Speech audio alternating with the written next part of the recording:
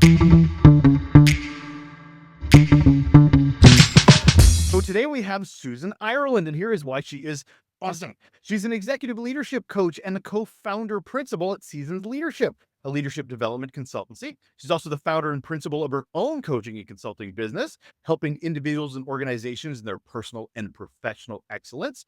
Her background also includes 30 years at Boeing, playing a key role in their original leadership team. Hello, Susan. A key role in an airplane development leadership team. It's the Boeing company versus a program. There Just a was little leadership involved. different. Yeah, just a little bit of a different. Oh, but it's good to get clarification. I appreciate that immensely. Thank you for that. Yes. So thank you for throwing me off immensely with my bio, my very important bio there, Susan. Before we get into anything we're going to get into, which amazingly is going to be about relationships, Yes. it is the show. I have a question to ask, which I ask all of my guests, which is, what is your, Susan, best or worst employee experience? Well, I knew you were going to ask this. Mm. Uh, so, yeah, and I really this particular story I'm going to tell you is really pivotal for me. And it was before I was a manager, and I was in a organization called the Program Management Office. And so our role really was overall planning and scheduling and managing and that kind of thing, projects, big projects. And I was assigned to a project that was a big project, and it was just me, and I was supporting the senior executives in this project, and they were trying something different, and they said, "We wanna manage this project like we would an airplane program, and so we want you to do this, Susan, for us." And so they were all, and I just can't emphasize, all senior executives. I was not even a manager yet. They were also all men. Hmm. Okay. So, needless to say, even though I had done this role for other, projects and programs, it was all different levels of leadership and even senior leadership, but not this like them and me, and this is what they were doing this kind of experiment. And so I was nervous because I thought these guys know way more about this than I do. And, here I am. Who am I to be leading them, and this, whatever. So I was not feeling confident.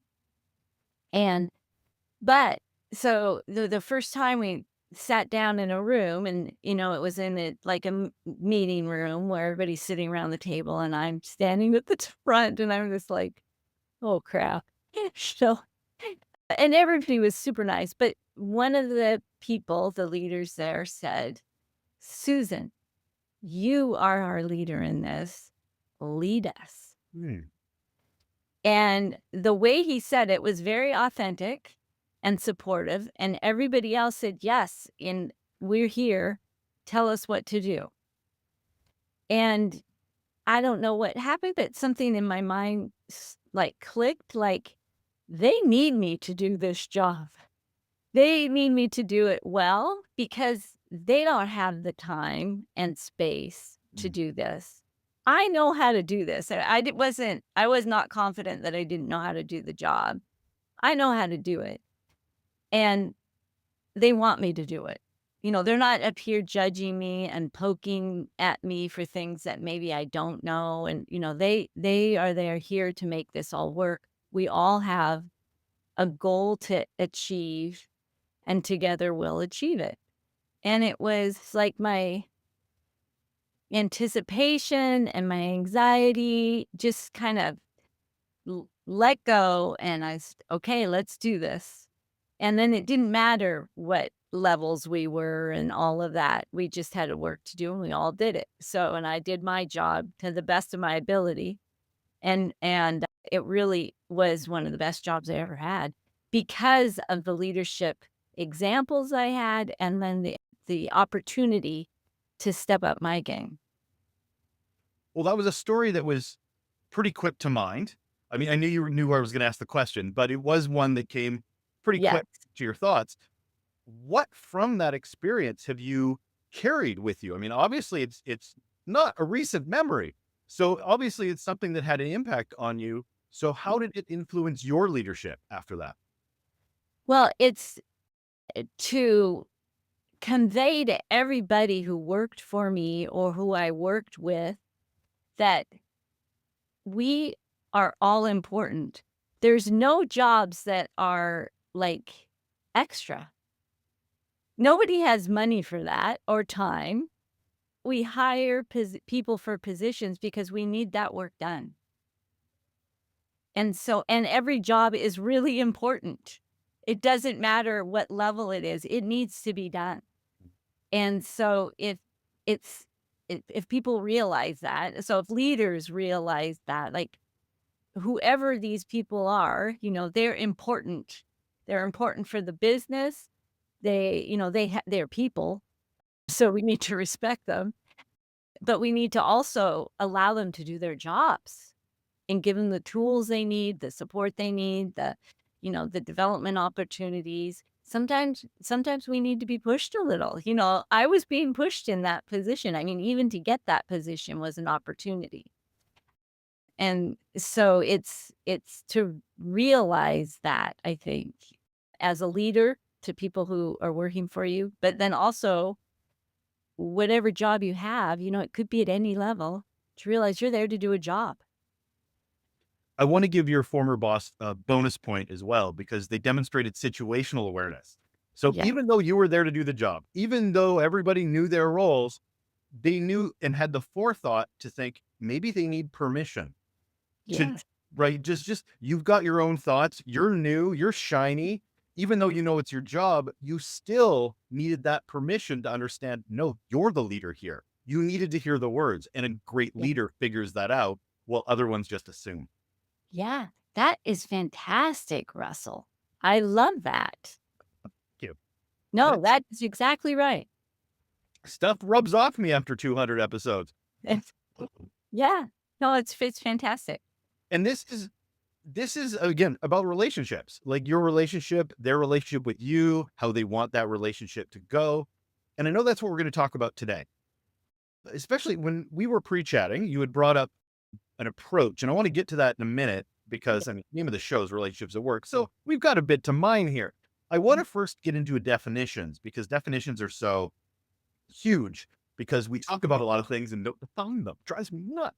So Susan, what is a relationship to you in the workplace? What is that?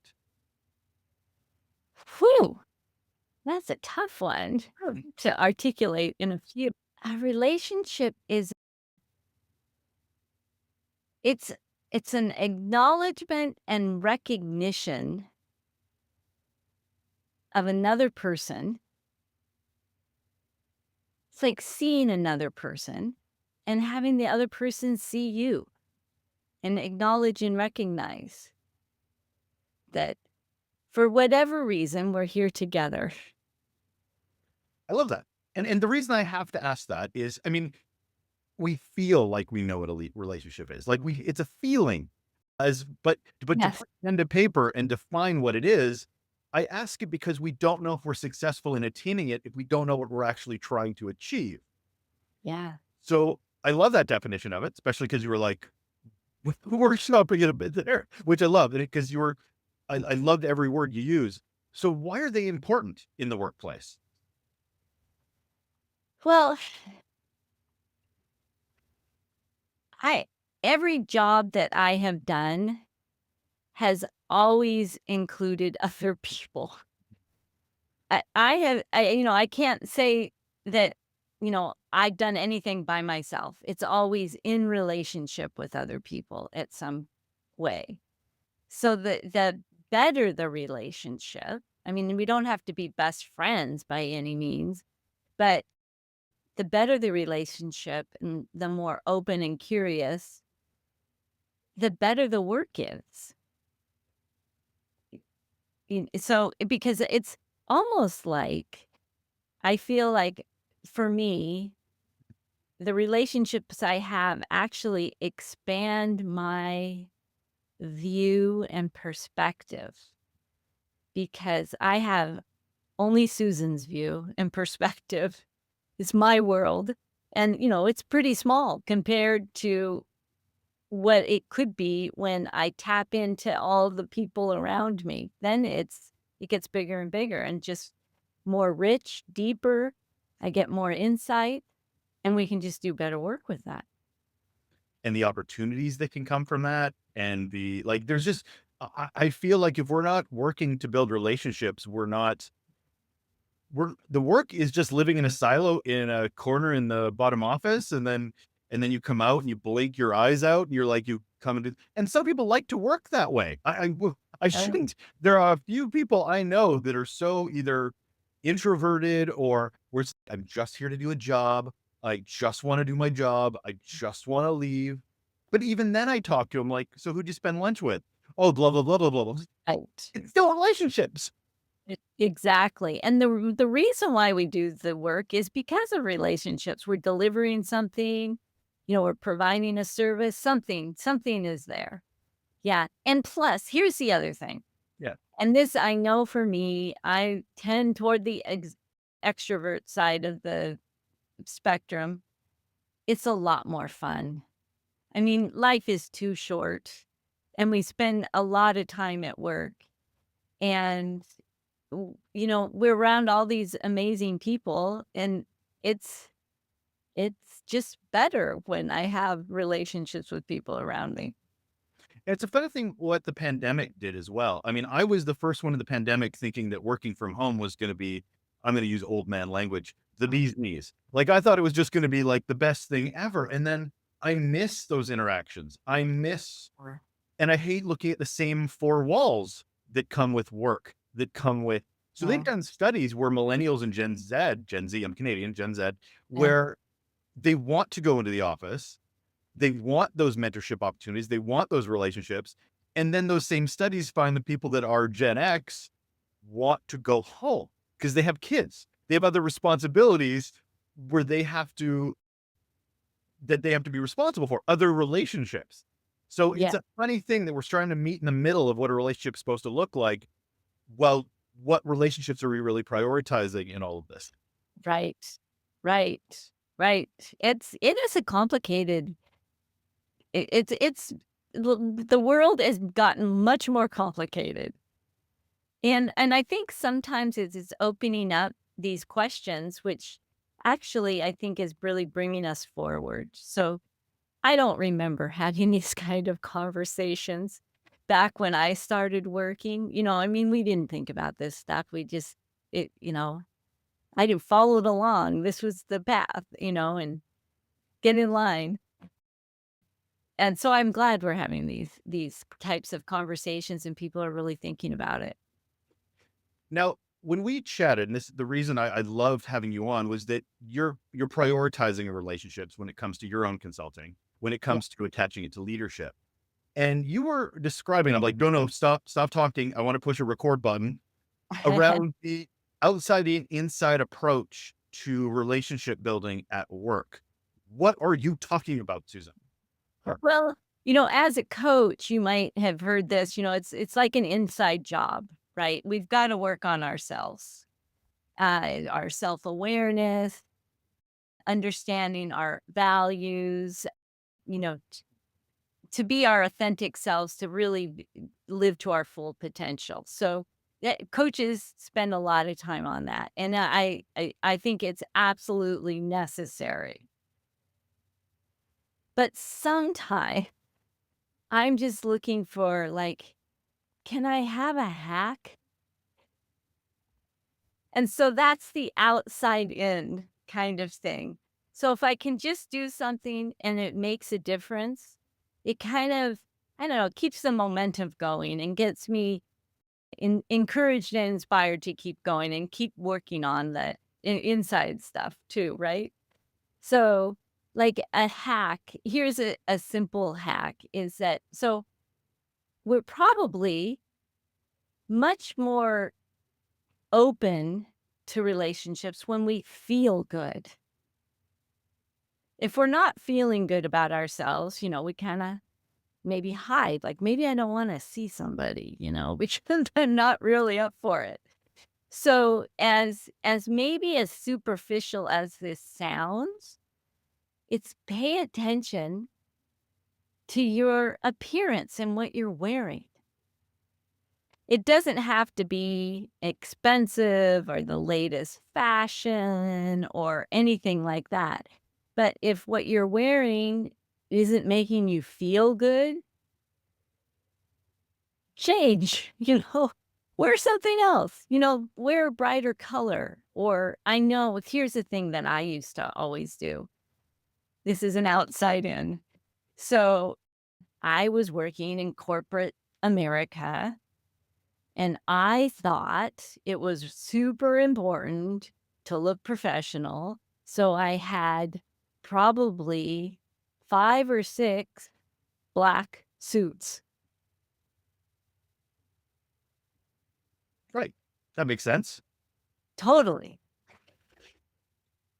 I don't really look good in black suits.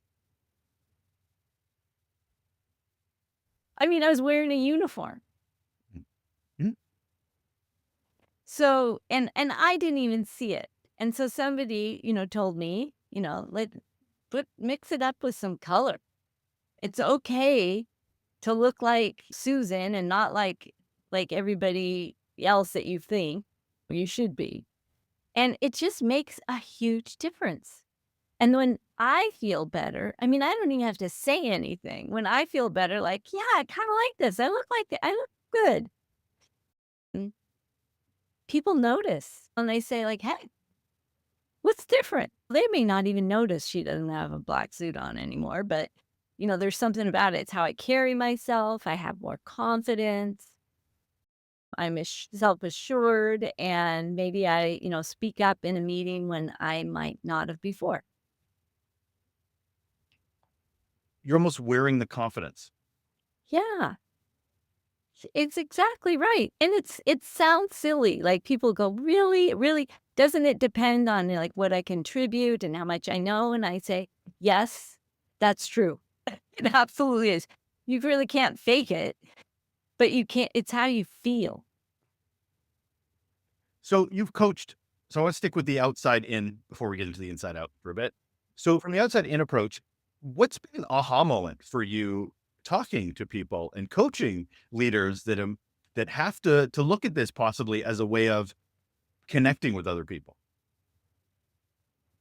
What's an aha moment? Well, if you're coaching people and they may not have seen, like, I can think of some people that I'm like, yeah, it's amazing if they didn't wear jeans, like, or they didn't wear clothes that were probably a little more on the too comfy side, Yeah, yeah, yeah. right? So you're going to have those conversations. I'm Sure. assuming you're having those conversations. Yeah, yeah, yeah, yeah. So really, people are ready at different times, right? And so, and being somebody's coach, I mean, it's you ask the questions like, how much are you willing to do? Some people aren't willing, and so you just don't go there. You say, okay, that's fine. Really they have their choice. Uh, um, Other times I'll say like, just try an experiment. Try, try, try a new shirt. Try jeans. See what happens. Maybe try colorful scarf. Maybe a new purse. Just a little bit, and you don't have to revamp your whole self. Just a little bit. Just try it and see if you like it. See what happens. And these kind of things can kind of get a momentum. The other thing is there's terrific people out there, image consultants that this is their job. This is not my job. I don't do that. I need them. But they do a terrific job.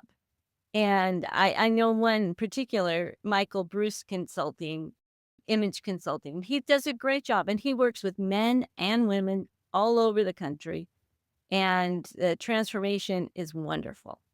And it's the thing about it is about how you feel and how you show up. And It's transformative, it really is, and that's one of the things where it's like builds momentum, so you do something small, you feel good, you change something, you show up differently, you take a class, whatever it is, it's like you start, like, going on this positive reinforcing loop that's better and better and better and better. What's the problem that people are coming to you that you feel like an outside in approach? Are they saying, "I'm lonely"? Because that seems to be one of the biggest challenges in the workplace, especially in leadership, was Yeah. that they feel so disconnected. Yes, that is true. That is totally true. I think being a leader today, and maybe always, is very lonely because you don't have anybody really that you feel like you can really confide in. So, one of the biggest things I say is, who are your mentors? Who are your confidants? And most of the time, people will say, "Well, I don't have time for that. I'm so busy." I said, you need to talk to people who are experiencing similar challenges as you are, and really feel free to have a good conversation with them. So that is that's an outside in, to have that. That is game changing. And I'm glad you said it. I'm like, "That's an outside in." Having a network around you that is supporting you, challenging you in a constructive way.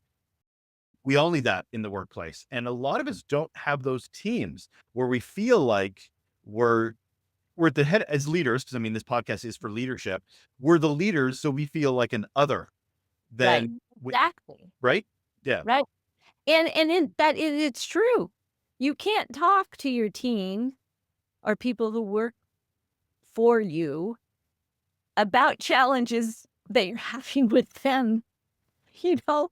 I don't know how to delegate, or I don't know how to give feedback, or yeah, I don't know, and to have somebody outside that you can have these candid conversations with to kinda think through something. You can do it with the coach too, but I think it's just really powerful to have somebody who's in the same role as you. It doesn't have to even be in your same company. It could be, in an adjacent company, somebody that maybe that you went to school with or something, uh, but those kind of relationships, we're talking about relationships, those need to be nurtured. To have that kind of trust in somebody, to have those kind of conversations, it takes a little time. So what kind of advice do you give to someone? I love the idea of looking outside the organization because they don't have the same baggage. They don't know the same gossip. They don't have the same preconceived notions of the Yeah, people that you might be bringing up and complaining about. right. So And definitely they don't have an agenda. also true. So, yeah, So there are, and I sort of mentioned earlier, there are those introverts. There are those neurodivergent people that don't feel maybe as connected to other people that they're working with. yeah. What advice, how would you coach someone like that is still feeling that disconnection, wants those mentors? Are they just sending random emails out on LinkedIn? What would you recommend to those people who aren't as extroverted as you and I? Yeah, it is a hard one, because it's scary. So it depends on the position and that kind of thing. So if somebody's a CEO, I'd say, like, go find a group of CEOs or go find a CEO. I mean, they're in that position even if they are introverted. They've at some level figured this out, how to go and reach out so they can do it. I think somebody who's maybe newer in an organization or newer in their career, it is really scary. And so my advice to those people are, okay, look around you, and then you've seen people, if you've seen them in a meeting or presenting, and there's something about them that you really admire. maybe they gave a great presentation and the way they speak to a group is something that you really would like to learn how to do more of. So that way, that's an opening that you could send them an email and say, "Hey, I'm Susan. I was at this meeting. I saw you do this, and I really admired that, and I'm working on that myself. I'd love to come and talk to you about your experiences and how you learned to do this. I could take you to a coffee, or meet you on Zoom or whatever." But most people I know will make time to meet with a person that says that, because it's genuine and most people want to help if they at all can. And people love talking about themselves, so it's really easy. Yeah. Yeah, it is. I mean, it's pretty amazing. Most people, there are some people that are just too busy or something that just can't. And I know it takes a lot of courage to be able to make that leap and ask somebody, but and if they turn you down for whatever reason, it's just I just say assume they're just too busy and then just try somebody else. And honestly, I would say that if the leader is too busy, they may not be as great of a leader to somebody that you may want to mentor for them because they're obviously not very good at boundaries or time management. Yeah. Well, yeah, you just don't know, but everybody's struggling with something. So, and I think our tendency is to think, "Oh, it's me. They don't like me," or whatever. And really, it's not the case. I can't read everybody's mind, but I just know it's usually not the case. And it's a lot of timing. It's a lot of some people, as you mentioned earlier, it's the not ready piece. You can reach out and somebody's busy, but right now. So you may be able to Exactly. follow up in a couple of months from now, because as to your point, it could be a family thing. It could be vacation. There could be so many other reasons they're not ready to connect with you. Yeah. But don't give up on that, because if anything I've noticed with busy people is if you pester them, they appreciate it, actually, if you're not obnoxious about it. But if you Yep. pester them, they're like, "Thank you for reminding me. I've been so busy under 190 emails. Thank you for following up. I want to do this, but." You're exactly right. You're exactly right. The other thing is a way to meet people is maybe look in your organization or in the community for volunteer opportunities. It's really a good way to meet people in a different context. So you're able to develop those relationships and then build on those then. I hear a lot about ERGs as well. I Mhm. don't think a lot of organizations have them, even because, well, to be honest, I've heard the conversation just from having this podcast and these conversations. I hear about ERGs, but then I reach out to people I know and they're like, "Oh, no, we never had an employee resource group," or they call it something else, Yeah, they may call it something else. or they Yeah. may call it something else. But that's an opportunity. I mean, there's to find Yes. like-minded people that have shared interests and that sort of thing is not it, even if it doesn't exist, maybe it's an opportunity to bring 2 or 3 people together and start one, because it I can tell you a lot of organizations with employees that are craving for this kind of connection. It's true. It is true. Or there's other groups like engineering groups or finance groups, that are with people who are getting together and talking. So it's it's again, it's that momentum thing. Start small, do an experiment. Did that work? Good. If it didn't work, try something else. If you start small and then it's easy just to keep adjusting until you find something that does work for you. And maybe put, like, reminders in your calendar and stuff like that to Oh, do those things. I mean, I can't tell you how many reminders I have in a calendar just to email somebody because you worked with them 3 months ago and you just need to follow up. Like, just little reminders and hacks that you put in your email notification thing. So helpful. oh, yeah. Russ, you are like speaking my language. I use my calendar for everything. And I definitely put that in so I remember to do it. Okay, we at Seasons Leadership, we have a hack. And this one is, such an easy hack, but it works and I do it. It's called the relationship matrix. I Go. didn't I didn't even talk to you about this before. This is good. So, what it is, it's like an Excel spreadsheet. You can make your own. This is so easy. And what it is just you write down. I actually print mine out and write it down. But, you can do this online too. You have the name of who, like, okay, so I put Russell in there. And then I say, your phone number and your email. And the last time I talked with you, and then, like, okay, like, we said we're gonna meet monthly or quarterly or, once every 6 months, and so, we make a date, we talk, and then we say, "Okay, let's put it on our calendars," and I say, "I'm gonna do that." And so you have this list of people that is important for you to keep track of. And here's the thing, you don't put your, like, mother down there or your brother or your best friend because you're not gonna have any trouble, you're not gonna lose track of well, maybe. Depends on your relationship with them. Yeah, everybody's family is a little different. That's true. But it's people that you're not gonna have trouble, like, keeping the relationship going. These are people that you like and admire, and you appreciate them, and you enjoy talking to them, but it's not you don't run into them, every day at work, and you have to make an effort to keep the relationship going. So this is it just reminds you like, "Oh, I haven't talked to Julie for like 6 months. I need to reach out to her and schedule because maybe you didn't schedule last time," And it just it is great.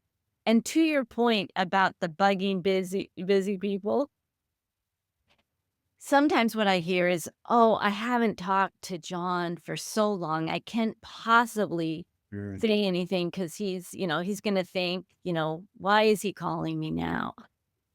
And what I always respond to is like, "No, most people are gonna be so happy that you reached out because they haven't either." I mean, life is busy, and you know that feeling of when you go like, "I can't believe how long it's been since I talked to you."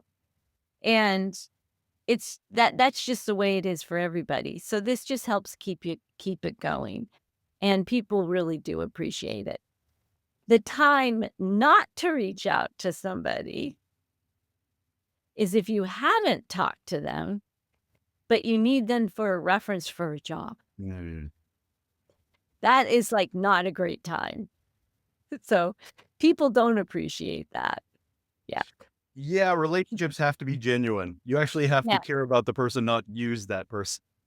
Exactly, exactly. I love that idea. I've had different forms of that idea in other ways, but now I completely am gonna steal that idea and be a little bit more intentional. What I also love of using that relationship matrix is especially around colleagues that may have moved to other organizations. They Exactly. may during a reorg, maybe they are in a completely different wing of a larger organization.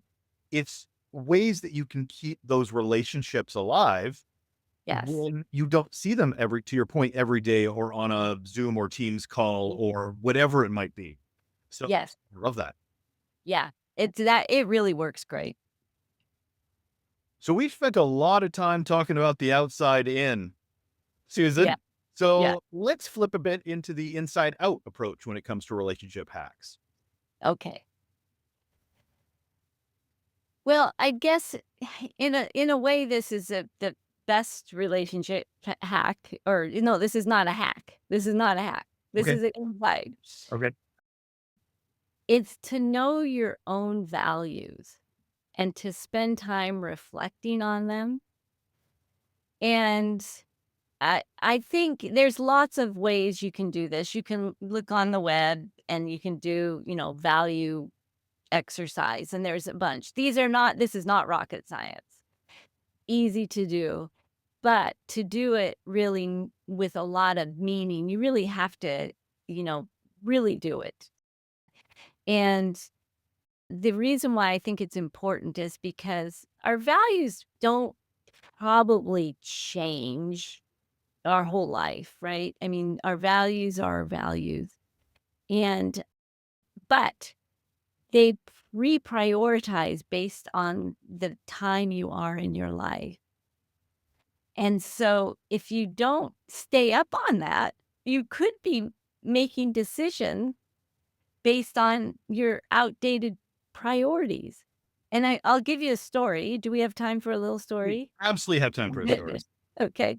So doing this value exercise, when I was at Boeing, I went to a lot of leadership classes and stuff, and this was kind of a standard thing to do. And so I got really good at doing it. I could do it really quick. It's like I do my circle my words and, down select and all of that. And, my top values were safety and security, family, contribution, I think was probably my top 3. So it's important to know that when I was, early on in my career, I was a single parent. I was actually a single parent for like a lot of my career. So makes sense. Safety and security. I had kids that I had to worry about, family and contribution. I wanted to work. I mean, that was part of my safety and security was working. So the kids grow up, they're good. And I was doing a master's in management and I took a elective course in coaching, which I never heard of at the time. And it was great. And, it got me interested in coaching. But one of the things was to do a values exercise. And so I did my exercise, in 5 minutes. And the professor said, "Why don't you do it again?" And I think it took me like most of the quarter to do this exercise because then I started really expanding and thinking about it. She said, "What was really exciting to you when you were a child? Like, what really got your imagination going?" And so I thought, "Oh, I wanted to be an astronaut and explore space. And, why did I want to do that?" You know, and I remember being on the beach as a little girl looking at the stars and feeling that big, like, whoa, that's so big. It's, scary and exciting at the same time. And so I thought, oh, I just kind of circled around. I thought, there's part of me that I have not been paying attention to because I've been very responsible. Which of course I had to be. That was where I was in my life. Safety and security, family and responsibility and all of that was really important things to do because part of my values is, doing that. Of course. But the change is now it was later in my career, kind of mid late career. And I thought, oh, wait a second. The kids are okay. I am safe and secure. I am contributing. Maybe there's space to expand to wonder and awe. And I made that like, oh, that's like my top 2 values. And I knew that I got it right because it's like I got tingly. I said, oh my gosh. And so from that point on, part of my decision making, so whether I was getting a new job or doing it, going on a vacation or doing something, I thought, will this bring me wonder and awe? And it kind of changed my course. And it got to a point when it was toward the end of my career. And I thought, oh my gosh, I think it might be time to leave Boeing, which was a little sooner than I thought. But I thought, I think everything is working and I want a chance to do something different because I want to find more wonder and awe in my life.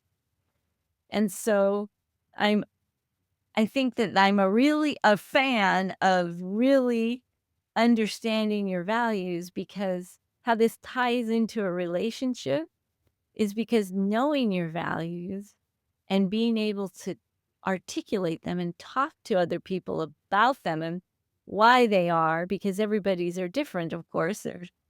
There's no bad values. There's so and so you can talk about them, and it really opens up the space between 2 people or group, Mhm. and you can support each other and say, "Hey, I noticed this," and, it's just a great way to be. Thank you for telling that story. Two things that I'm thinking about this. One, I'm going to challenge you on the relationship hack thing because as much as I talk about relationships at work, the most important relationship you can have is with yourself. Uh, So it is a relationship hack because it's helping you understand yourself better and how you show up and what matters to you. So I would argue it is actually a relationship hack. there you go. So, and the other one is I really appreciate that you talked about the conversations around values. And I don't think we talk about this enough. And I've Mhm. mentioned it on the show a few times, is that we do these values exercises. And exactly like you explained, it's transactional. You Yeah, go and you check off your Brene Brown top 5 out of 100 and you're out, right? yeah, And then you keep it to yourself and you're like, yeah, that sounds right. And then you forget them until the next leader training. For those that can't see, I'm air quoting. So the thing is that if we take it seriously, like you did, but then socialize those yes, values, then people can find that connective tissue.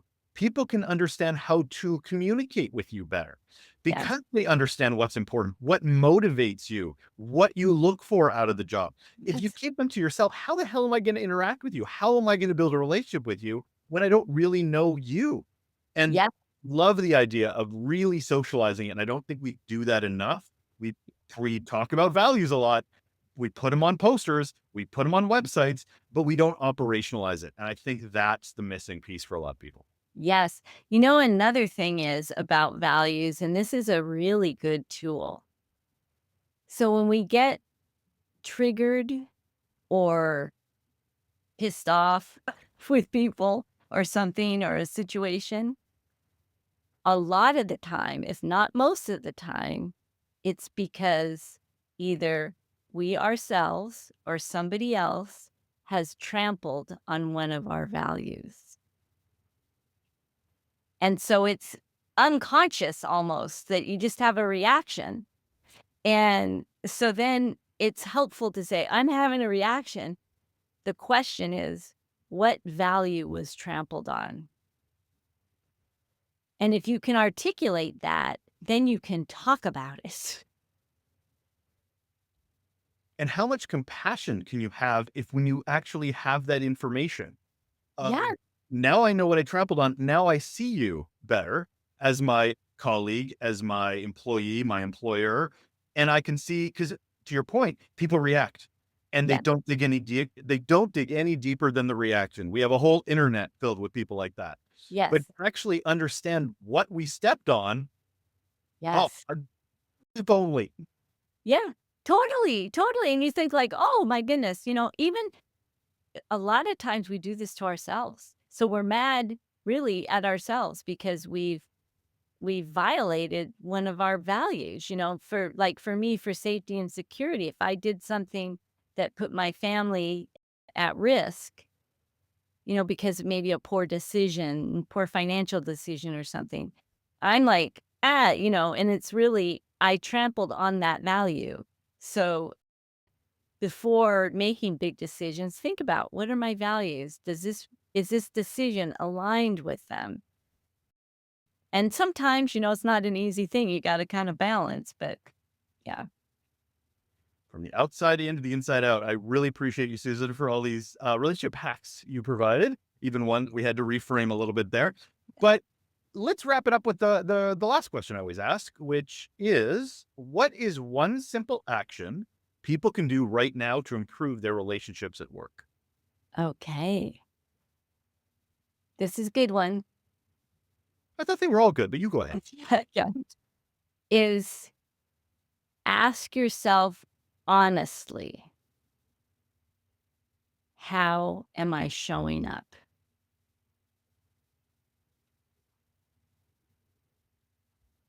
That is Susan Ireland. She's an executive leadership coach and a co-founder principal at Seasoned Leadership. This flew by. So thank you so much for being here. I really appreciate your time. Yeah, I love the wrap up there as a little sort of period, done, moving on. Thank you, Susan. You're welcome. Thank you. It's been fun.